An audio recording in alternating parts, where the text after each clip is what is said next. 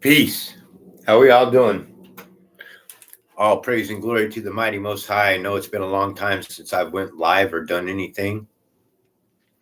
This is a short chapter that we're going to be going over, but it's a very interesting chapter. If you know me, if the Bible's if I'm reading something and there's a lot of these chapters, they're just kind of bland reading, but this one does have a couple of tidbits in it that I think I'd like to take a look at and point out to you. So let's go ahead and begin. We're at Leviticus 17. All right. The Lord, again, everybody knows what the Lord is on this channel here. The Lord is the self-existing eternal spirit, the truth, the omnipotent force that moves all things in place. But is it? Or is it something that's used of the supreme creator? The Lord said to Moses, speak to Aaron and his sons and to all the Israelites and say to them, this is what the Lord commanded. Now remember, folks, I keep saying this because I want it to be repetitious to you.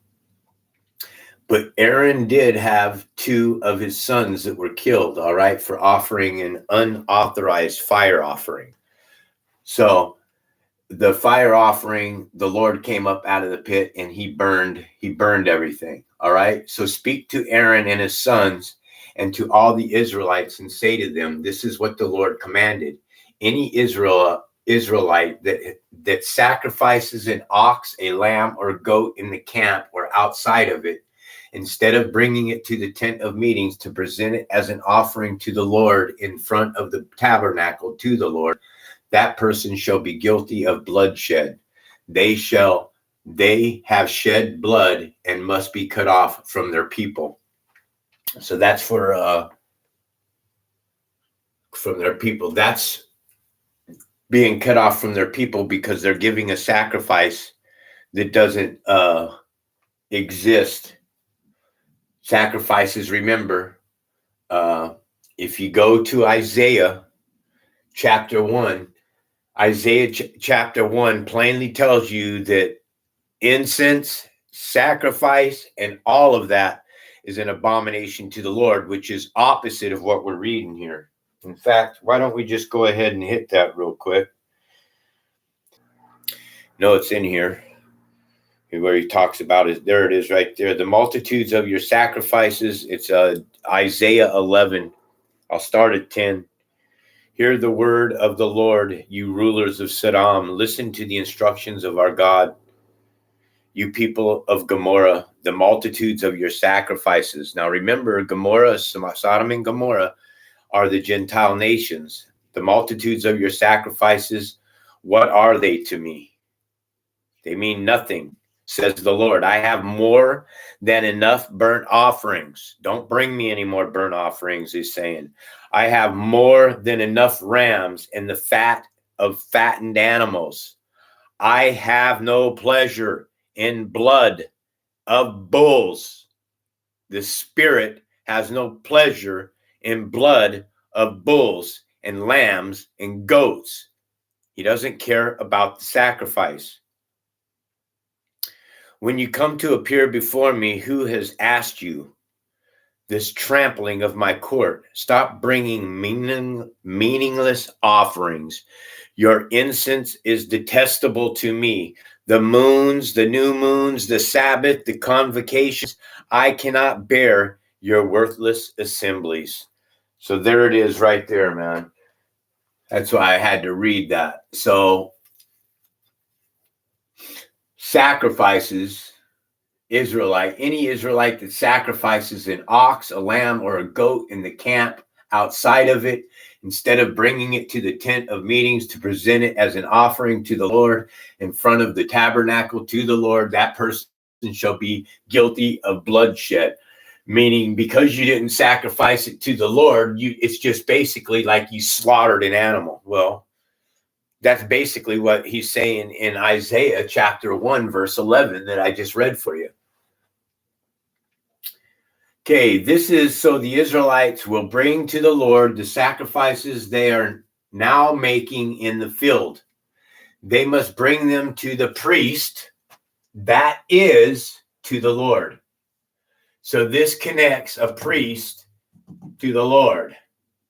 They must bring them to the priest, that is, to the Lord. So now we know that this priest is a representation of a man. Priest over here has 6 letters in the spelling. When you add the sum of the word priest, it comes to 87. 8 plus 7 is 15, and 1 plus 5 is 6.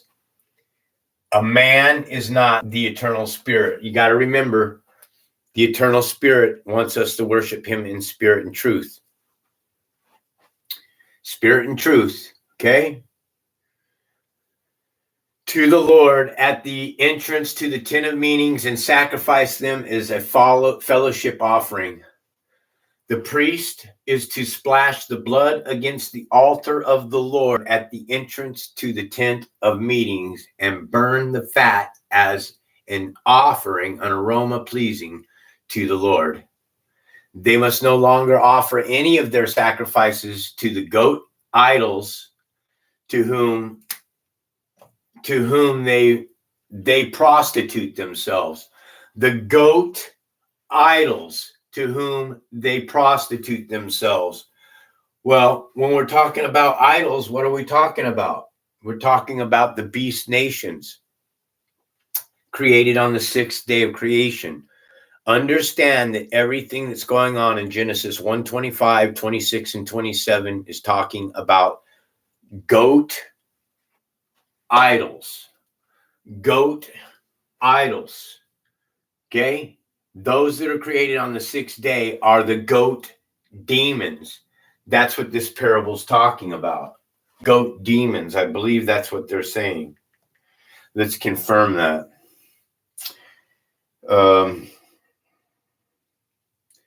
That's the goat demons, and that is parable number 7.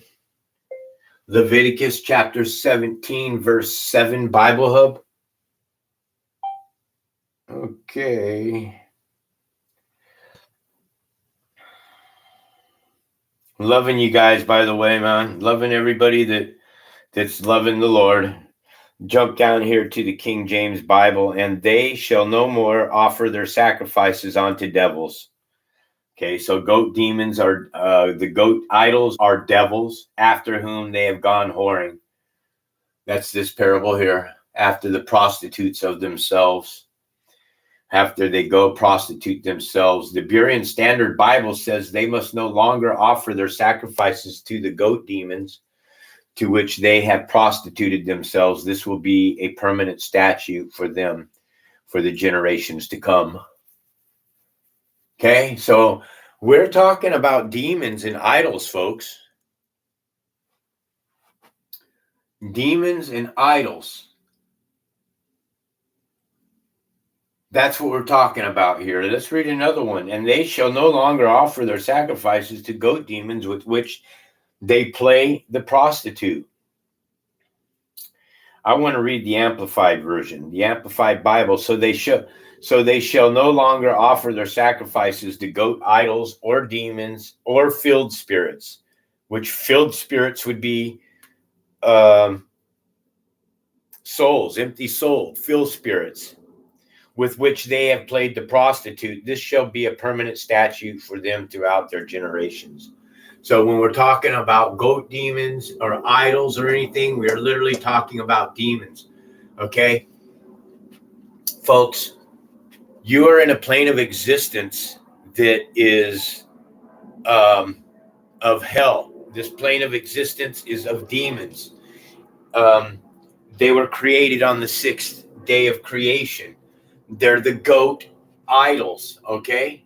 Say to them, any Israelite or foreigner residing among them, offering a burnt offering or sacrifice, and does not bring it to the entrance to the tent of meetings to sacrifice it to the Lord, must be cut off from the people of Israel. Also, again, remember, Israel, put a question mark on the end of that. This is a IS. IS is also a female goddess. It's the Isis goddess. Just showing you something. Ra here is the sun god, folks. Ra. And El is supposed to be the supreme God. That is a trinity right there. Israel is a trinity. I'm just saying, with what I've studied, man, that this could be broken down as a trinity. Okay? And what's Israel? Jacob.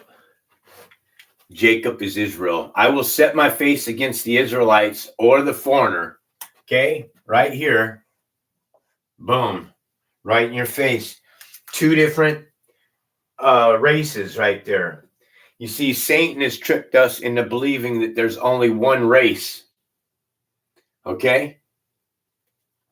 Only one race of people. I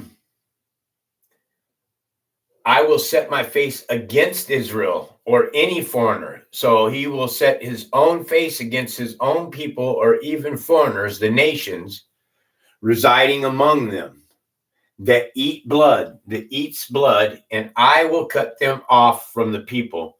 For the life of the creature is in the blood. And what's blood? The blood is the DNA. All right? For the life of the creature is in the blood. Creature has the word eat in it, split word.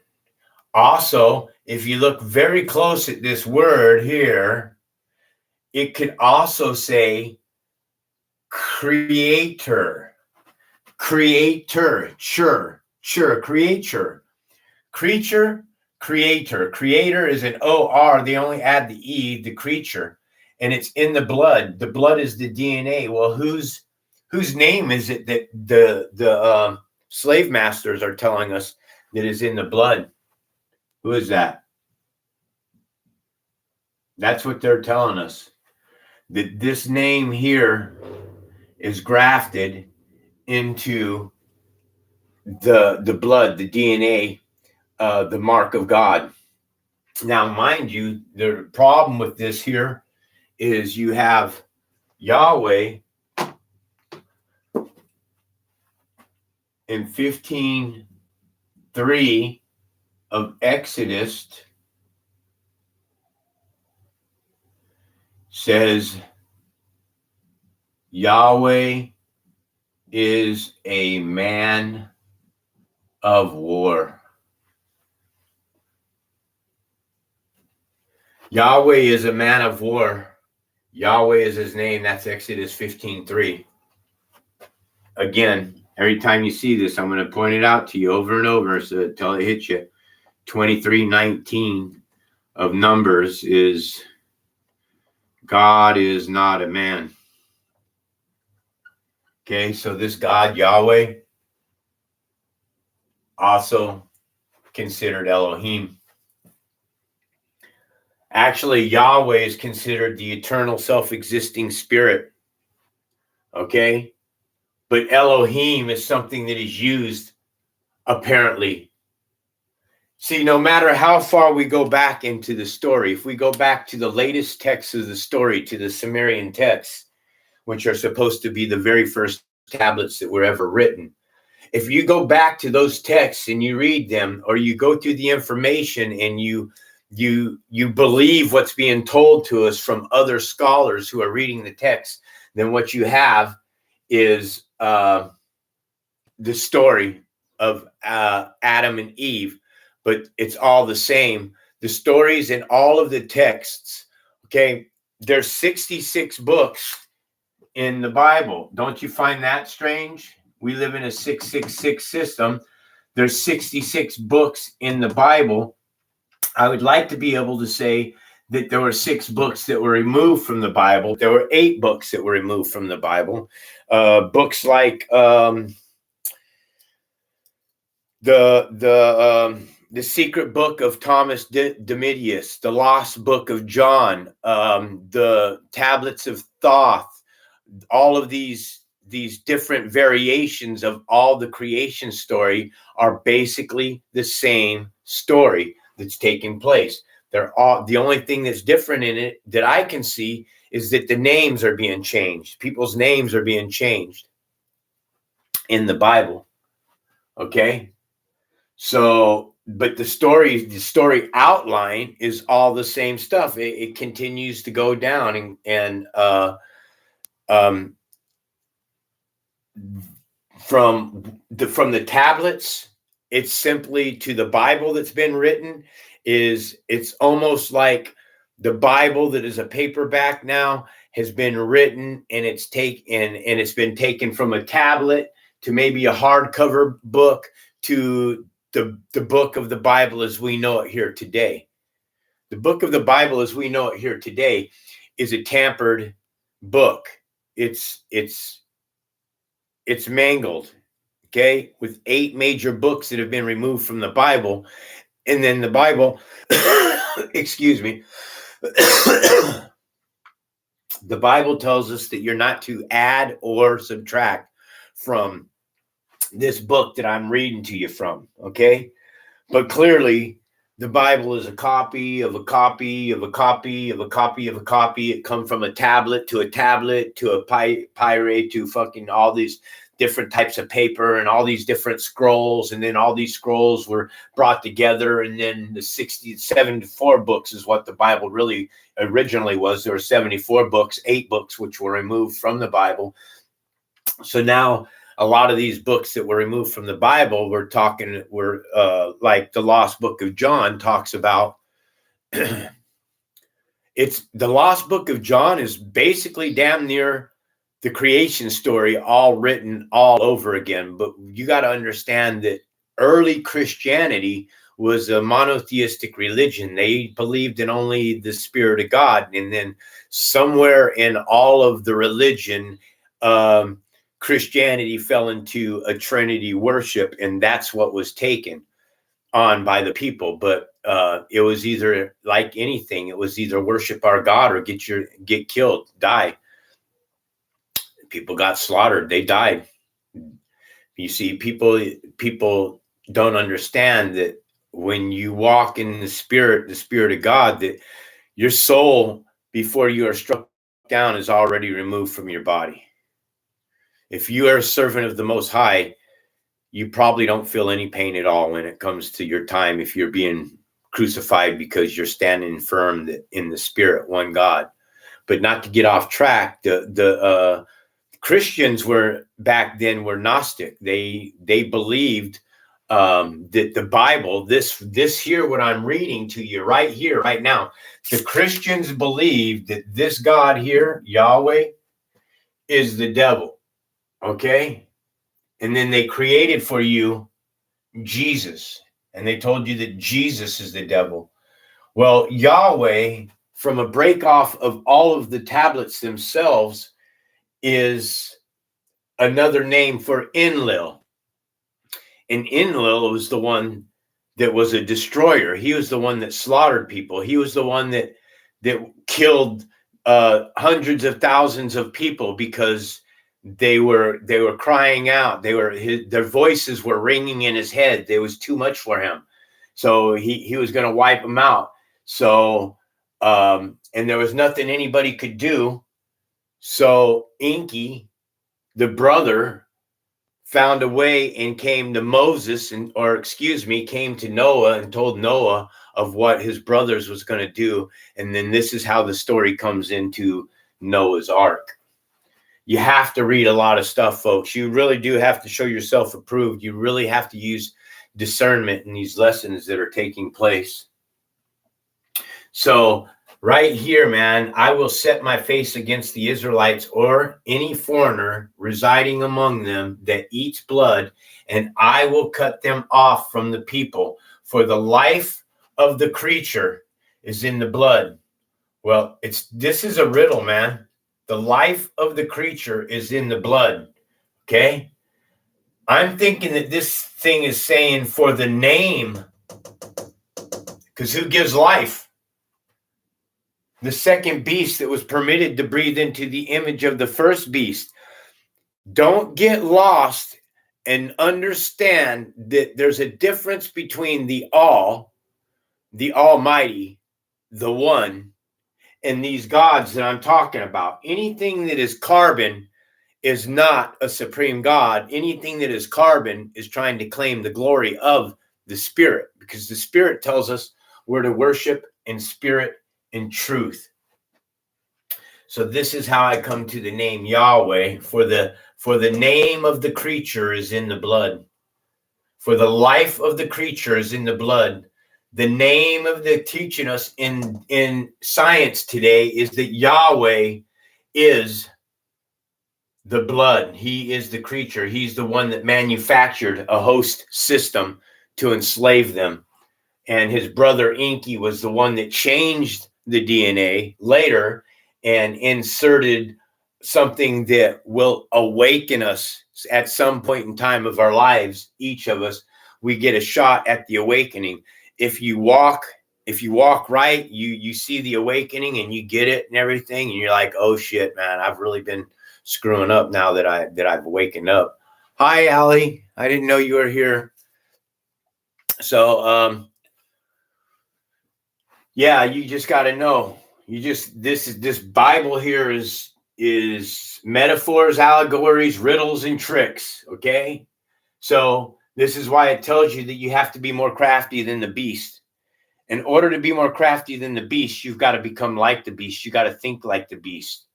As much as I hate to say it, you got to be like the beast. You have to be the beast to be more crafty than the beast. But at the same time, you're being a beast, you got to turn your life over to the Spirit, the truth. Okay. I'm not saying that I'm a beast anymore, but I definitely walked contrary to God and walked like a beast. And I have given it to you to make atonement for yourself on the altar. It is the blood that makes atonement for one's life. Well, the life is in the blood. The life of the creature is in the blood. It is in the blood that makes atonement for one's life. Okay, I don't believe in any kind of blood sacrifice. That's what Jesus Christ is on the cross. He's a blood sacrifice. Therefore, I say to the Israelites, none of you may eat blood, nor may any foreigner residing among you eat blood. Hold on. I prefer to show this one to you. John chapter 6, verse 56, Bible Hub.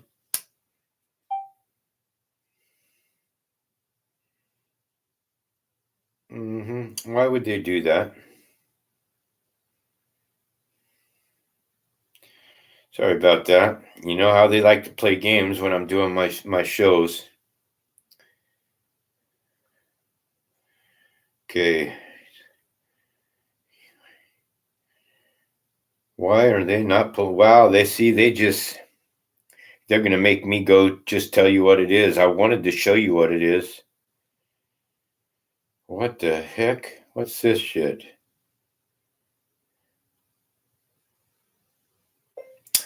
John chapter 1, verse 1, Bible Hub. I don't know why it was giving me such a hard time. It's not the one. I'm screwing that one up. Sorry about that. John chapter 6, verse 56, Bible Hub. There we go.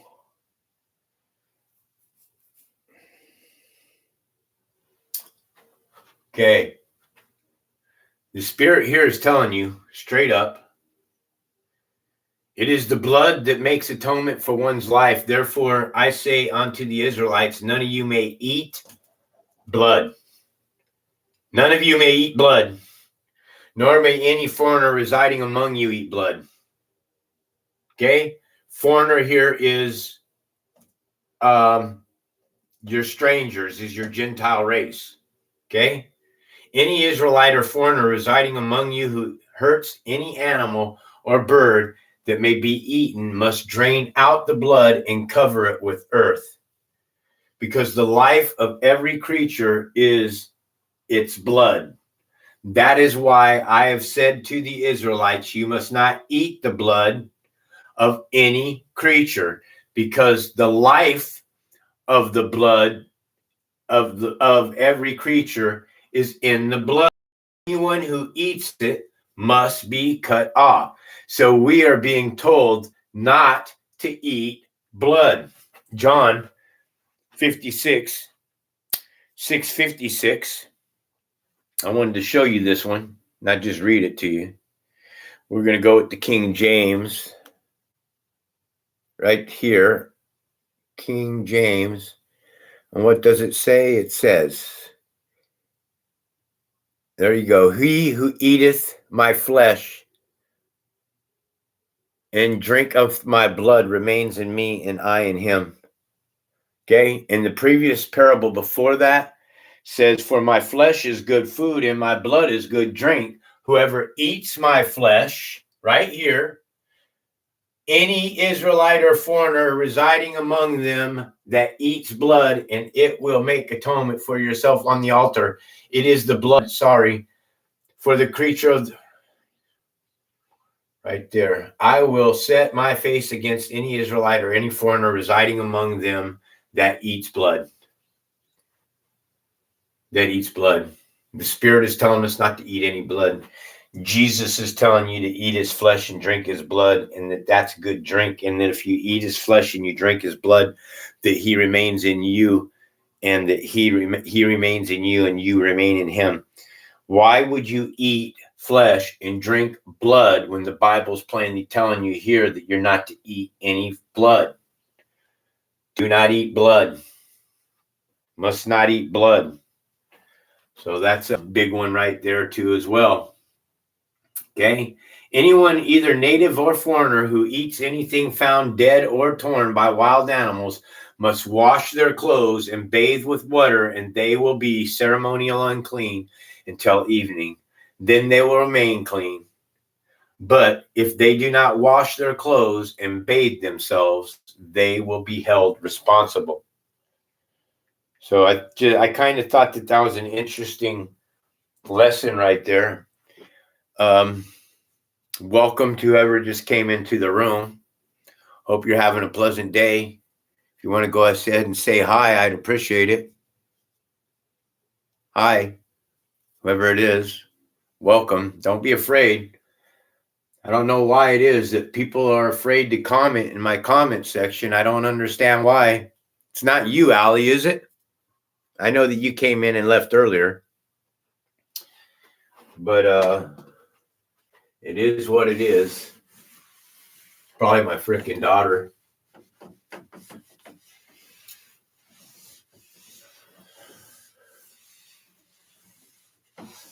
Jesus says in Matthew 5:7, is it not written in your law that I have said you're gods? When Jesus talks about the law,